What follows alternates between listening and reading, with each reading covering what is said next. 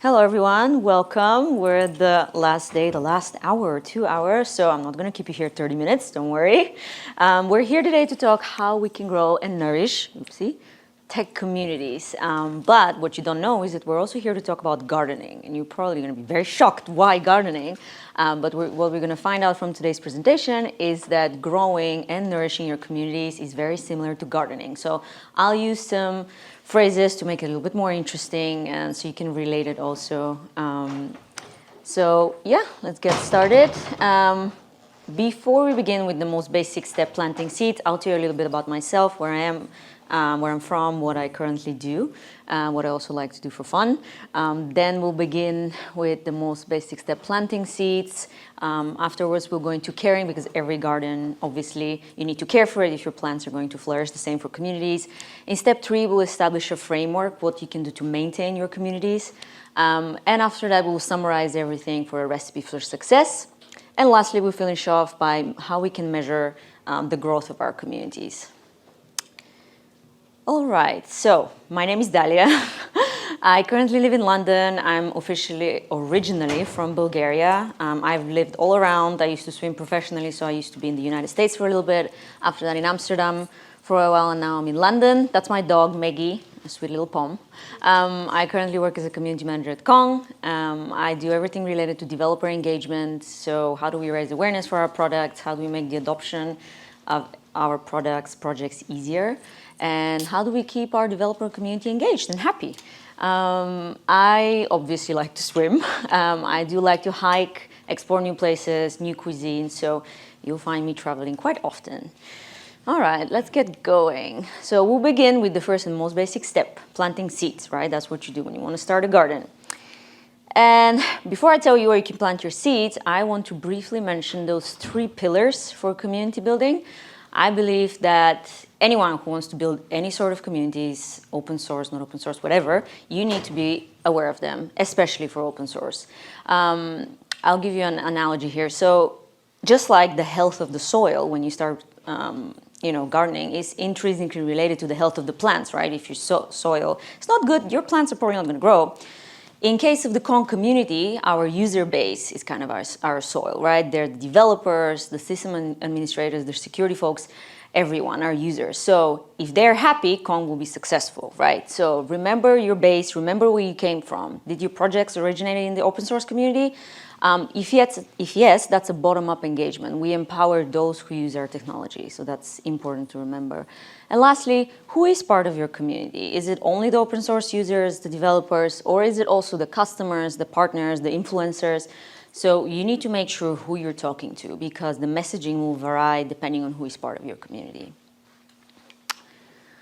So before you start gardening, you need to green the space. You need to prepare the space where you're going to be planting your seeds.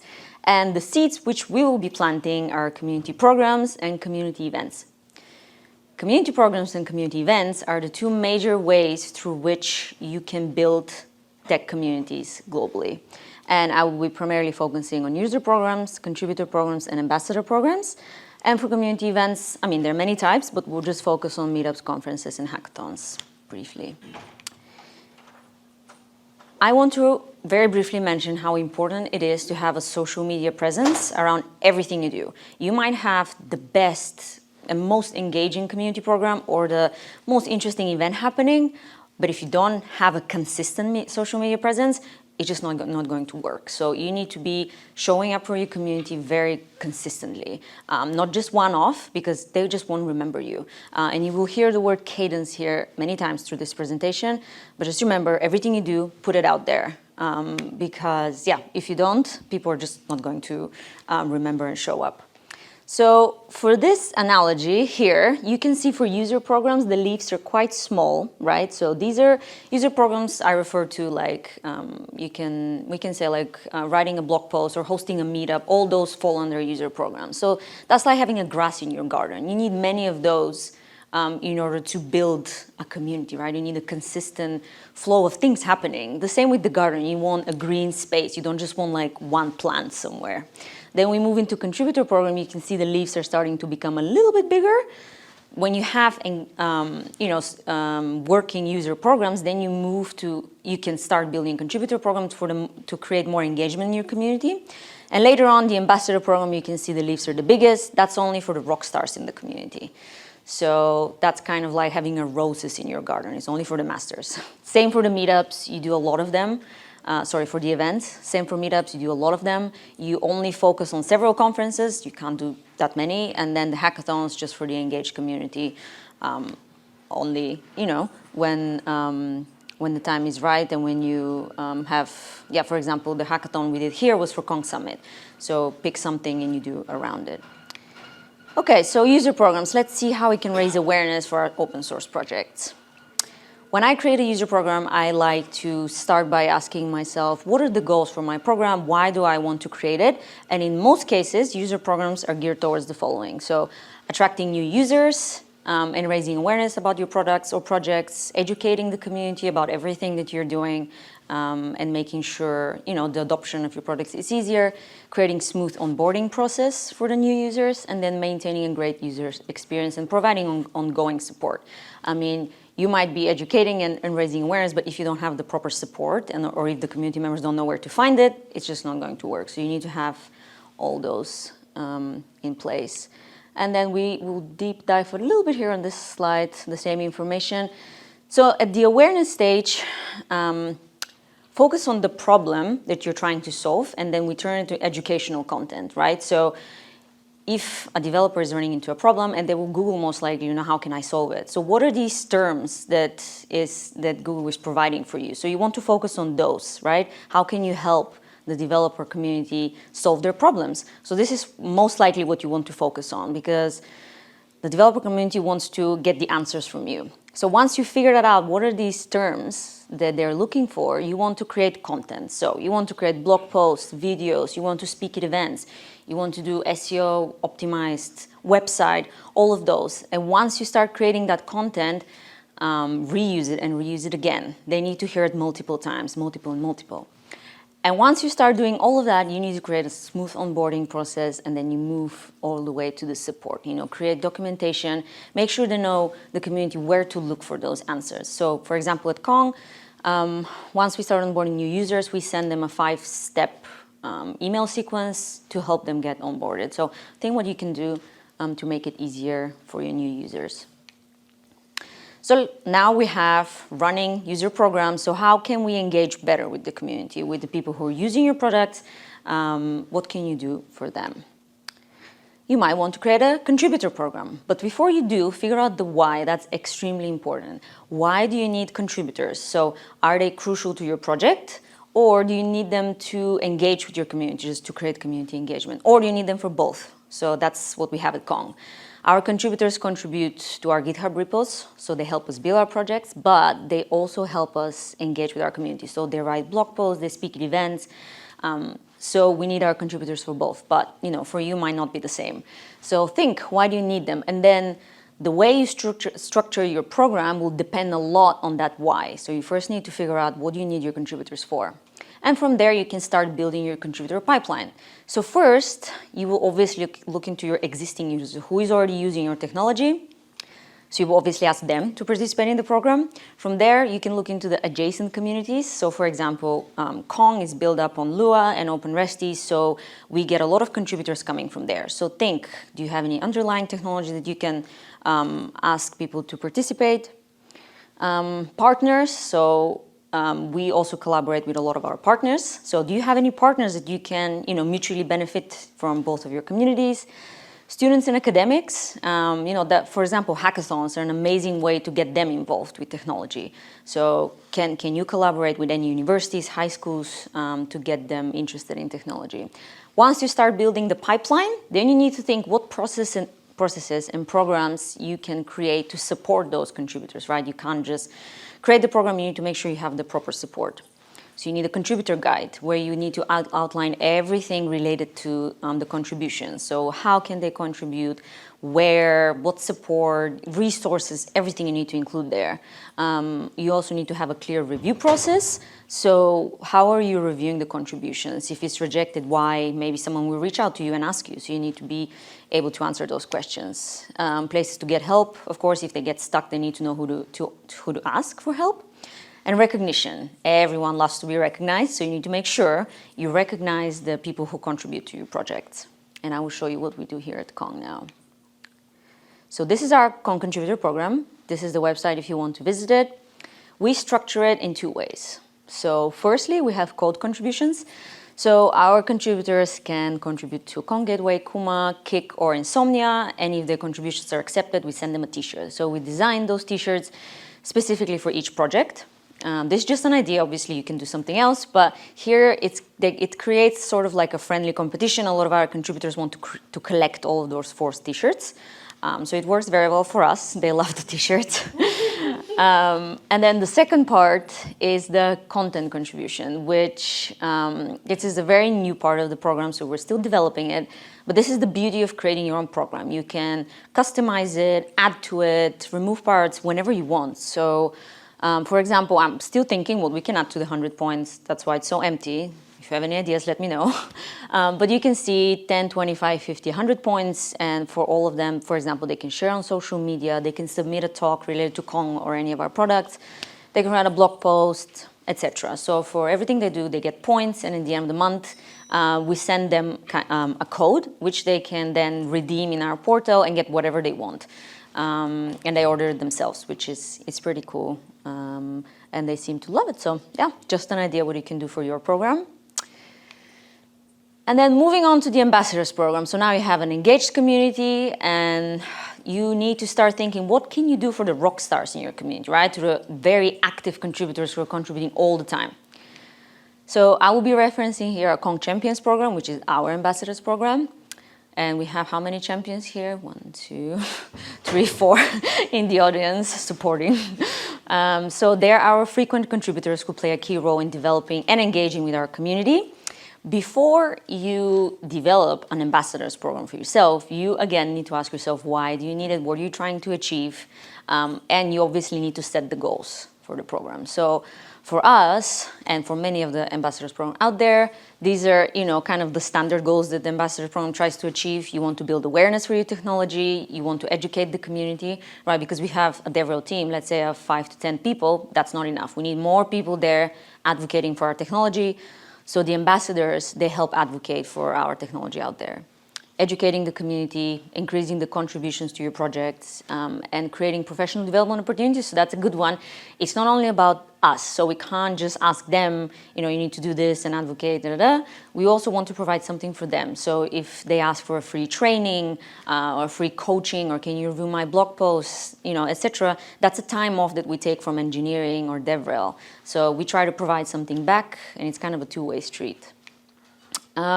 Once you set the goals, you can then start building up the community for the Champions program or the Ambassadors program. You will obviously first reach out to the rock stars, so the active contributors that you already know that they're there, and ask them, do you want to be a part?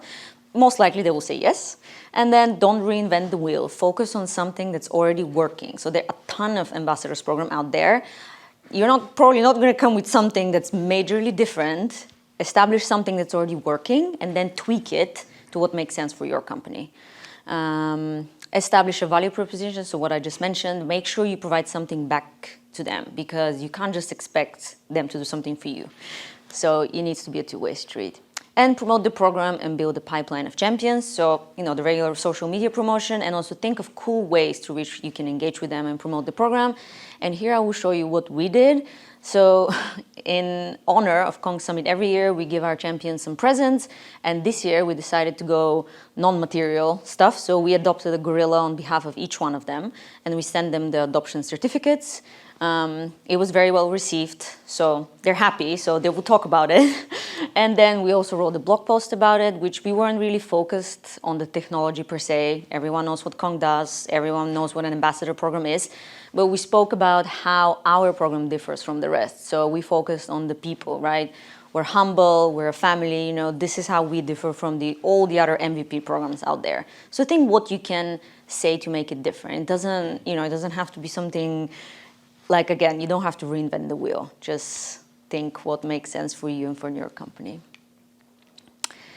So that was a big part, but now we'll focus on community events, and I will not go into too much detail for each one. But I want to mention that we'll just talk about these three types. And for meetups, that's mainly for awareness. You do them locally, you have them all around the globe, maybe in different languages. But in most cases, 99% of the cases, they're for spreading awareness about your product. They're not for lead generation. For lead generation, you have conferences. You go there, you collect the leads, and it's purely like a sales event. And then the hackathons, they're for engagement.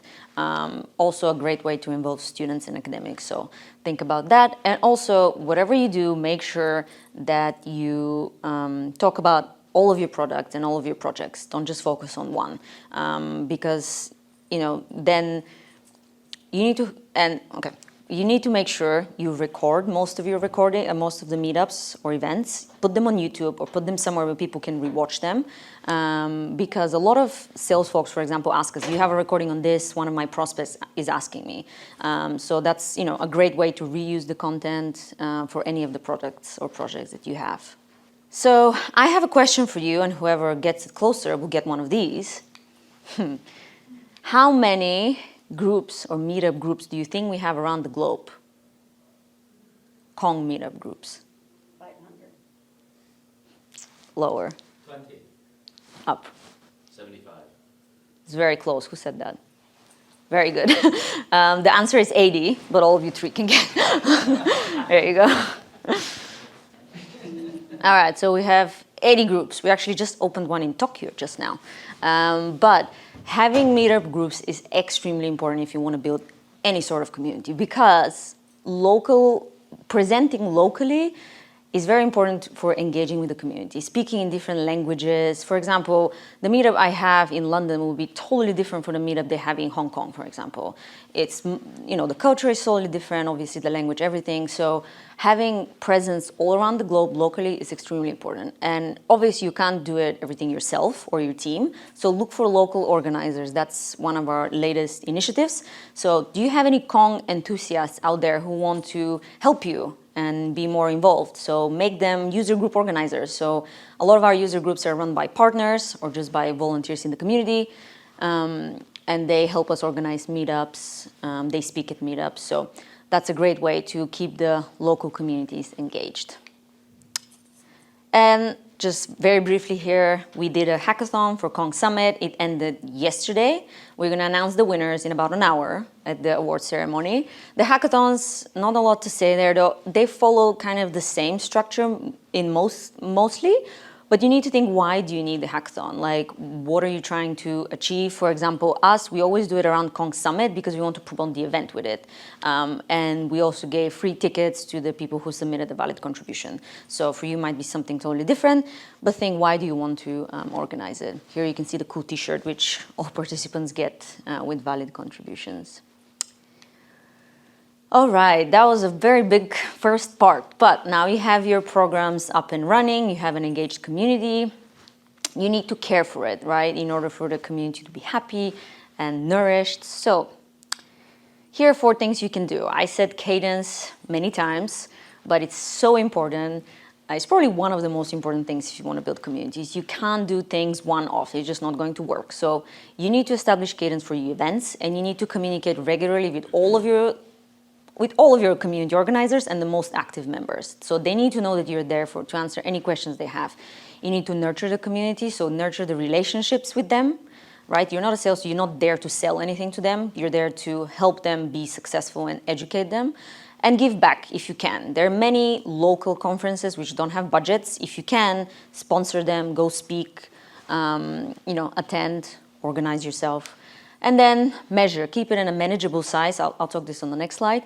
Measure success, so keep it monthly, quarterly. Make sure you measure, do the numbers go up of your community members? If not, you need to look at the reasons why not. And then share best practices with your community members, with your community members or with fellow community managers, between yourselves, and give feedback. We will quickly mention these 3 best practices for maintenance, and that's very much related to gardening.